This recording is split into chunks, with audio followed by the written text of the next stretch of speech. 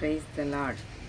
இன்றைக்கி நம்ம வாய்ப்பை தவற விட்டவள் என்ன மாதிரியான வாய்ப்பை தவற விட்டான்னு நம்ம தெரிஞ்சுக்கணும். அமெரிக்கா நாட்டில் உள்ள கலிஃபோர்னியா மாநிலத்தை சேர்ந்தவள் தான் சீமாட்டி மெர்லின். பணக்கார குடும்பத்தை சேர்ந்தவளாதலால் வாழ்க்கையில் எந்தவித துன்பத்தையும் அனுபவிக்காமல் சுகபோகமான வாழ்க்கை வாழ்ந்து வந்தாள். மெர்லின் பொழுதுபோக்குகளில் அதிக நாட்டமுடையவள். அதிக நேரத்தை அதிலே செலவிடுவாள். அவள் சீக்கிரத்தில் ஒரு சிறந்த நாட்டியக்காரியாகவும் மாறினாள். தன் ஊரில் நடக்கும் கேளிக்கை நிகழ்ச்சிகள், குதிரை பந்தயம், திரைப்படங்கள், நாட்டிய அரங்கம் போன்ற இடங்களுக்கு மெர்லின் தவறாமல் போவாள். அவளின் அழகிய நடனம் அந்த நாட்டில் உள்ள பலரை கவர்ந்தது. சற்று பிரபலமானவுடன் அவளுக்கு பெயரும் புகழும் பணமும் பெருகிவிட்டது. ஒரு நாள் வெளியே சென்று விட்டு வீடு திரும்பும்போது சுவர்களில் எங்கு பார்த்தாலும் போஸ்டர்கள் ஒட்டப்பட்டிருந்ததை கண்டாள். தன் காரை நிறுத்தி அதை வாசித்து பார்த்தார்.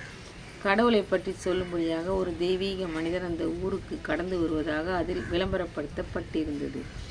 மெர்லின் அந்த நபரின் பெயரை படித்ததும், இவர் பெரிய மனிதர் அல்லவா, இவரை பற்றி நான் அதிகம் கேள்விப்பட்டிருக்கிறேன் என்று சிந்தித்தவாறு தன் வீட்டை அடைந்தாள்.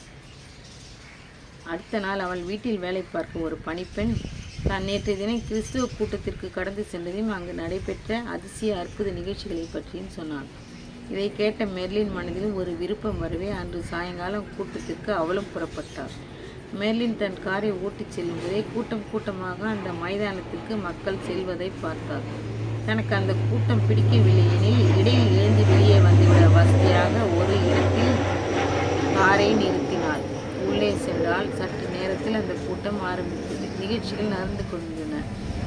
அவள் இத்தனை நாட்கள் சென்ற கேளிக்கை நிகழ்ச்சிகளிலிருந்து இது வித்தியாசமானதாகவும் அவள் மனதிற்கு ஒரு அமைதியை கொண்டு வருவதாகவும் இருந்தது. கூட்டம் ஆரம்பமாயிற்று. அந்த தேவ மனிதர் பேசத் தொடங்கினார். கூடியிருந்த எல்லாரும் மிக ஆவலாக அவர் சொல்லும் காரியங்களை கேட்டுக்கொண்டிருந்தார்கள். பாவத்தில் சிக்கியிருப்பவர்கள் தண்டனைக்கு எப்படி தப்ப முடியும் என்ற வார்த்தைகளை அவர் பேசும்போது அந்த கூட்டத்தில் இருந்த அநேகர் தங்கள் பாவங்களை உணர்ந்தார்கள். அதில் நாட்டிய பெண்ணான மெர்லினும் ஒருத்தி. கூட்டம் முடியும் இறுதி நேரத்தில் மக்கள் பலர் தங்கள் பாவத்திற்காக மனம் உடைந்து அழுது கொண்டிருந்தனர். அந்த மனிதர் மேடையில் இருந்து சொல்லும் ஒவ்வொரு வார்த்தைகளும் அவளுக்காகவே பேசப்பட்டதாக உணர்ந்தார். நீ செய்த பாவங்கள் எவ்வளவு கொடிதானாலும் இயேசுவிடம் இன்றே அறிக்கை செய். இன்றே அதை விட்டுவிடு. நிச்சயம் உன் பாவங்கள் மன்னிக்கப்பட்டு நீ சொர்க்க வாழ்வை அனுபவிப்பாய் என்று அவர் பிரசங்கித்தார்.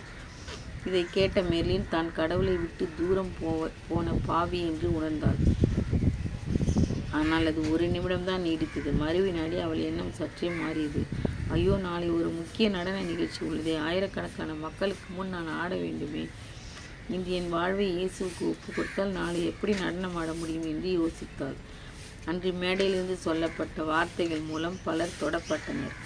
ஆனால் மெர்லின் தன் டைரியில் இன்று அல்ல நாளைக்கு நான் இயேசுவை என் வாழ்க்கையில் ஏற்றுக்கொள்வேன் என்று எழுதி கொண்டவளாய் அந்த கூட்டம் முடியும் முன்னரே மனப்போராட்டத்துடன் காரை எடுத்துக்கொண்டு வேகமாக தன் வீட்டிற்கு புறப்பட்டார்.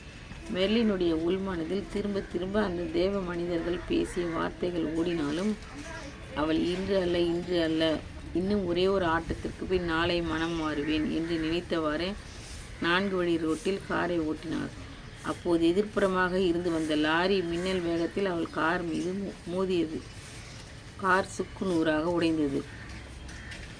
இரத்த வெள்ளத்தில் மெர்லின் அந்த இடத்திலே பிணமாக கிடந்தாள். அவள் எழுதி வைத்திருந்த டைரியும் அங்கு திறந்து கிடந்தது.